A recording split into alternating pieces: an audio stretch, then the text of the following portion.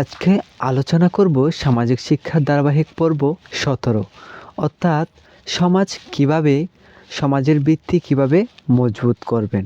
সমাজের ভিত্তি যদি আমরা মজবুত করতে যাই, কী কাজ ও কী পদক্ষেপ গ্রহণ করতে হবে, সেই বিষয়গুলো আপনাদের সবচেয়ে জনপ্রিয় মাধ্যম তথ্য তথ্য দেওয়ার ক্ষেত্রে যেটা আমরা বা সকলে যে মাধ্যমটাকে অনুসরণ করি, সে মাধ্যমের আলোকে আমি আপনাদেরকে এই বিষয়টা বোঝানোর বা তুলে ধরার চেষ্টা করব। তাহলে এই গুগলে আসার পরে এখানে আমি যখন এই বিষয় সম্পর্কে তথ্য জানতে চেয়েছি, তখন এখানে আমাকে এই সমাজের ভিত্তি মজবুত করার ক্ষেত্রে কিভাবে করা যায় সেই সম্পর্কে এখানে কিছু তথ্য দিয়েছে। এই তথ্যগুলো আমি আপনাদের সাথে শেয়ার করছি। তাহলে এখানে কি সমাজের ভিত্তি মজবুত করতে নৈতিক শিক্ষা, পারস্পরিক সহযোগিতা, ন্যায় বিচার প্রতিষ্ঠা ও সুনাগরিক গুণাবলী, তারপর যেমন হতে পারে বুদ্ধি, বিবেক ও আত্মসংযম চর্চা অপরিহার্য। যদি পরিবার, শিক্ষা প্রতিষ্ঠান ও সামাজিক সংগঠনের মাধ্যমে সামাজিক মূল্যবোধ বৃদ্ধিসহ ধর্মীয় ও সাংস্কৃতিক অনুশাসন মেনে চলা ও অর্থনৈতিক বৈষম্য হ্রাস করে সমাজকে টেকসই করা সম্ভব। তার মানে এখান থেকে কি বুঝলাম আমরা? আমরা যদি সমাজকে, অর্থাৎ এই সমাজ বলে কথা না, পৃথিবীর যে কোনো সমাজ হোক, যদি ওই সমাজটাকে আপনি মজবুত করতে চান, শক্তিশালী করতে চান, তাহলে আপনাকে যে বিষয়গুলোর দিকে খেয়াল রাখতে হবে সেগুলো হচ্ছে নৈতিক শিক্ষা, পারস্পরিক সহযোগিতা, ন্যায় বিচার প্রতিষ্ঠা এবং সুনাগরিকের গুণাবলীগুলো চর্চা করার প্রতি আমাদের অবশ্যই খেয়াল রাখতে হবে। তারপরে এখানে রয়েছে সমাজের ভিত্তি শক্তিশালী করার মূল উপায়গুলো কি, নিচে দেওয়া হলো। ১ নম্বর উপায় হচ্ছে নৈতিক ও আদর্শিক শিক্ষা।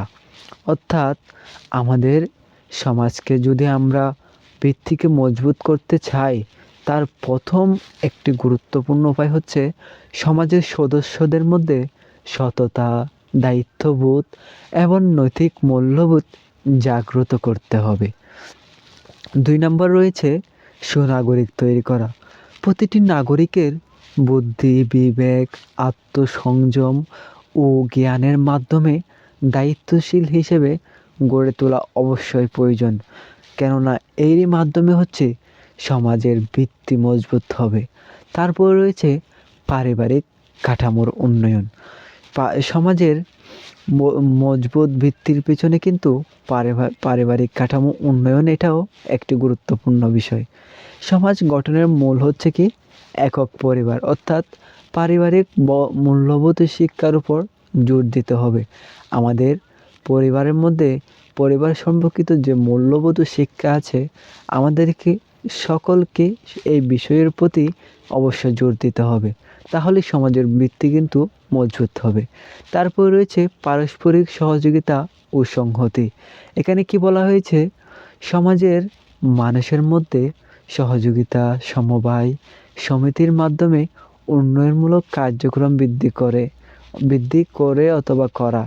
অর্থাৎ আমরা যদি সমাজের মানুষেরা সবাই মিলেমিশে সহযোগিতা করে অথবা কোনো সংগঠনের দ্বারা যদি এই অর্থাৎ উন্নয়নমূলক কার্যক্রম বৃদ্ধি করি, শুধু যেমন ২-১টা করে বসে থাকলে হবে না। সামাজিক কাজ আমাদের যুগ জামানা, অর্থাৎ যুগের সাথে তাল মিলিয়ে কিন্তু সমাজের সব সময় উন্নয়নের কাজগুলো করে যেতে হবে। তাহলে কিন্তু সমাজের মজবুত ভিত্তি এখানে আশা করা যায়। তারপর রয়েছে ধর্মীয় ও নৈতিক অনুশাসন। সমাজের মূল ভিত্তি, অর্থাৎ ভিত্তিটাকে শক্ত করতে হলে, সমাজের শৃঙ্খলা দূর করতে হলে ধর্মীয় রীতিনীতি সংস্কৃতির প্রতি আমাদেরকে কী করতে হবে? চর্চা করতে হবে। তারপর হচ্ছে সামাজিক সংগঠন।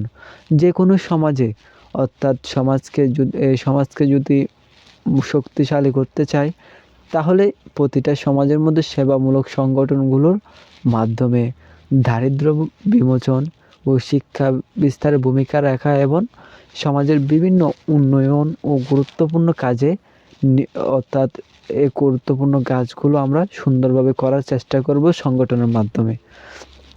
তারপর রয়েছে হচ্ছে অন্যায় ও অবক্ষয় প্রতিরোধ। অর্থাৎ তরুণ প্রজন্মের অবক্ষয় রোধে সঠিক নির্দেশনা দেওয়া এবং ন্যায় বিচারের পরিবেশ তৈরি করা হচ্ছে আমাদের সমাজের ভিত্তি মজবুত করার আরও একটি গুরুত্বপূর্ণ দিক।